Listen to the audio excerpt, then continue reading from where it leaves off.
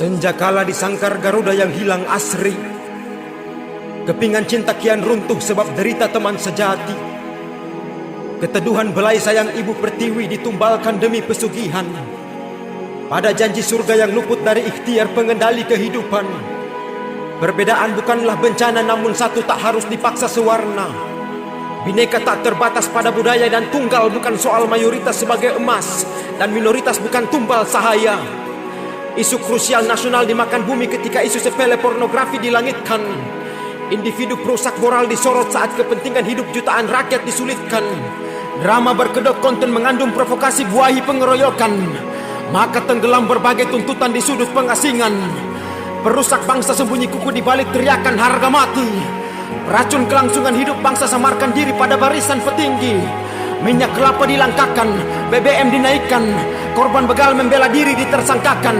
Sementara pelaku bangsa leluasa memberikan kesaksian tanpa sangsikan perbuatan.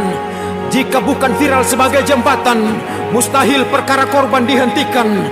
Korban kilometer 50 disurgakan. Pelaku bengis dianugerahi kebebasan. Petinggi laksana Tuhan berkafir ulama. Ulama bermuka pujangga. Pujangga pakar berongrong kesadaran berasas sabda kebohongan. Media musuh rakyat kampanyekan kehinaan. Kultuskan perusuh laksana Tuhan. Dikotomi sadar dan alpa. Lantas sadar diceburkan pada lumpur pekat peraduan. Kemudian dibantai bersenjatakan arit palu di kolam perjudian. Sebab tuan tanah bangsa termakan topeng kesederhanaan.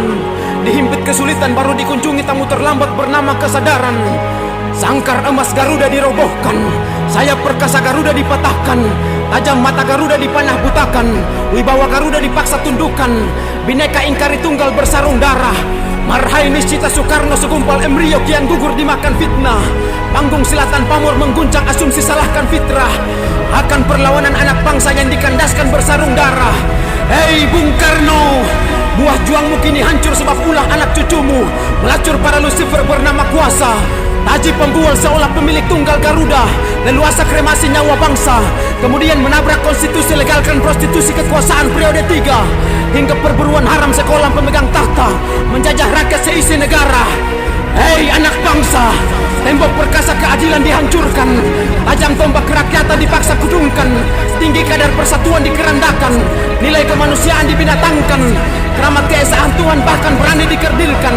Pemangku bangsa kerasukan setan penyembah kerakusan. Ritual cuci otak tumbalkan rakyat berkedok sejahtera pada taring kebijakan. Nahkoda munafik mengklaim kemampuan di ketiak para preman. Lantas ketidakmampuan alas kemunduran. Buahi tuntutan penumpangan kekuasaan perancang kehancuran. Nasib provokator penjilat berkedok agama berkali hampa tanpa kejelasan. Sara sebagai amunisi langganan pengikis persatuan. Oleh pemakan feses penguasa. Penguasa penjilat pantat memutang gadaikan kedaulatan.